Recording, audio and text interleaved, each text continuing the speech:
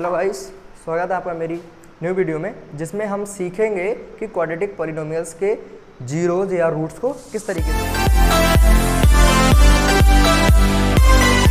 हमको याद रखनी पड़ती हैं। सबसे पहले हम एक्स स्क्वायर का कोफिशिएंट देखते हैं। अगर कुछ नहीं है तब कोई दिक्कत नहीं होती, लेकिन अगर उसका कुछ कोफिशिएंट है, जैसे कि यहाँ पे 4 दिया हुआ है, तो कुछ नहीं करते, उसका हम कांस्टेंट टर्म से मल्टीप्लाई कर लेते हैं। तो कांस्टेंट टर्म का मल्टीप्लाई करोगे तो इधर हमको साइड से लिखना होता है 5 4 का कितना हो जाएगा 20 हो जाएगा। तो मतलब अब हमको यहाँ पे ये नहीं देखना है, ओनली ऑन 20 देखना है। वैल्यू इसी की रहेगी पर हमको देखना 20 को है। तो अब हमको ये कांस्टेंट टर्म होता है उसके आगे का साइन देखना है, सेकंड पॉइंट। तो सेकंड वाला ये माइनस दिया हुआ है, तो इसका मतलब हमको माइनस में फैक्टर करने हैं। पर हमको क्या फैक्टर करने हैं?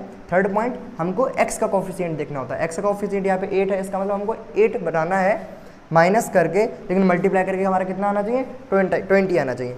ज़्यादातर इस तरीके के क्वेश्चंस में जिसमें एक्स स्क्वायर का कोफिशिएंट कांस्टेंट टर्म से मल्टीप्लाई करता है, 95 to 98% वही हमारे फैक्टर्स होते हैं। तो यहाँ तो ये फैक्टर बन नहीं रहा है, ठीक है। तो अगर हम दूसरे फैक्टर बनाना चाहें तो अगर हम यहाँ देखें तो अगर हम 10 की मल्टीप्लाई 2 से कर दें तो हमारा बन तो 20 रहा है, और अगर हम 10 को -2 कर भी दें तो ये हमारा 8 बन रहा है, जो कि हमको वहाँ पे 8 ही लाना है, ठीक है। तो सेम तरीके से अब हम इसको आगे बढ़ाते हैं। तो यहाँ 4x² प्लस 8 की जगह हम ये लिख देंगे 10 - 2, ये x आ गया, ये -5। सेम तरीके से ये 4x² प्लस, अब इस x का मल्टीप्लाई करो तो ये 10x हो गया, -2x हो गया, और माइनस का 5 हो गया। अब इन दोनों से अगर हम देखें तो यहाँ पे देखो 4 है और यहाँ पे 10 है, तो ये दोनों 2 के मल्टीपल्स है, तो यहाँ से 2 कॉमन आ जाएगा और x कॉमन आ जाएगा। तो 2 2 = 4, x बाहर आ गया, एक x बचा, प्लस 2 5 = 10, x बाहर आ गया तो खाली 5 बचा। यहाँ माइनस का 1 कॉमन ले लेंगे, जब कोई कॉमन नहीं होता तो 2x एज इट इज आ जाएगा, लेकिन वो प्लस का बन जाएगा क्योंकि हमने बाहर साइन माइनस का कॉमन ले रखा है। सेम तरीके से हमने माइनस साइन बाहर ले लिया तो अंदर वाला प्लस बन जाएगा और ये 5 एज इट इज रहेगा। अब इन दोनों में देखिए कि ये जो टर्म है वो दोनों में सेम है, तो इसको हम ओवरऑल कॉमन ले लेंगे।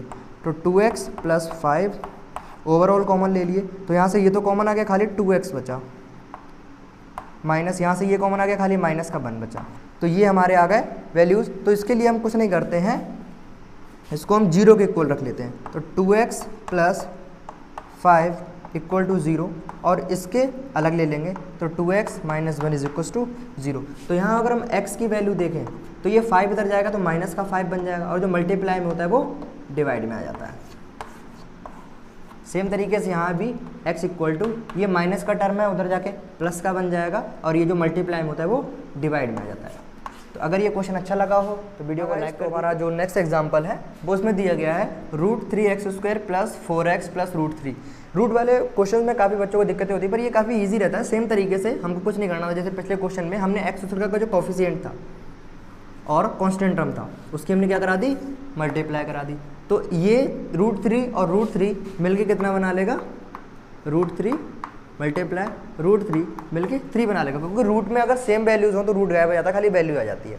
फिर क्या करते हैं? फिर हम कांस्टेंट टर्म से पहले का साइन देखते हैं, मतलब हमको प्लस में फैक्टर्स करने हैं। फिर x का कोफिशिएंट देखने हैं, मतलब हमको प्लस करके 4 लाना है, ठीक है। तो फैक्टर बनाने हैं, तो अगर हम यहाँ देखें 3 × 1 3 आ रहा है, और 3 + 1 हमारा 4 आ रहा है, मतलब ये हमारे फैक्टर हो जाएंगे। चलिए करते हैं।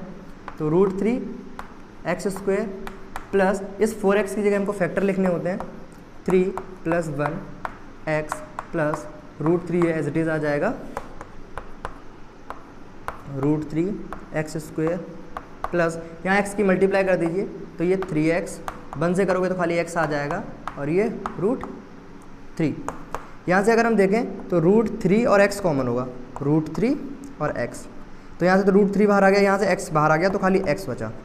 ये जो हमारा 3 होता है उस 3 को हम √3x और √3 लिख सकते हैं, जिसमें से हमने एक √3 कॉमन ले लिया तो हमारा जो है 1 बच गया। तो इस 3 से एक √3 तो बाहर आ गया, खाली √3 बचा, और ये जो x है वो हमने बाहर लिख लिया है।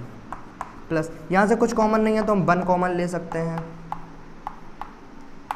सेम तरीके से अब इसमें अगर हम देखें तो x + √3 और x + √3 दोनों में कॉमन टर्म्स हैं, तो इसको हम ओवरऑल कॉमन ले लेंगे। तो यहाँ x + √3 कॉमन ले लिया, यहाँ से कितना बचा? हमारा √3x और प्लस का ये वाला 1 बचा। अब कुछ नहीं करेंगे, इन दोनों को जीरोस के इक्वल ले लेंगे रूट्स निकालने के लिए। ये वाला भी √3x + 1 = 0। यहाँ से अगर x की वैल्यू निकालें तो ये प्लस वाला टर्म उधर जाके माइनस का बन जाएगा, तो ये माइनस का √3 आ जाएगा। सेम तरीके से अगर यहाँ निकालें तो x इक्वल टू ये प्लस का बन इधर आके माइनस का बन जाएगा और जो मल्टीप्लाई में होता है वो अपॉन में आ जाता है। तो अगर आपको मेरी वीडियो अच्छी लग रही हो और आपके डाउट्स जो हैं वो सारे क्लियर हो रहे हो तो मेरे चैनल को सब्सक्राइब करिएगा, लाइक करिएगा और अगर कहीं दिक्कत है तो कमेंट करके अपने दोस्तों तक ज़रूर शेयर करिएगा। Thank you.